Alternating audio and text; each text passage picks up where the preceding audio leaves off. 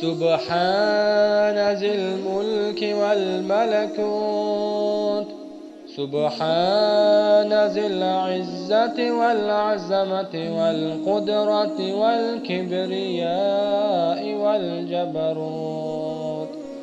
سبحان الملك الحي الذي لا ينام ولا يموت، سبوح قدوس ربنا ورب الملائكة والروح.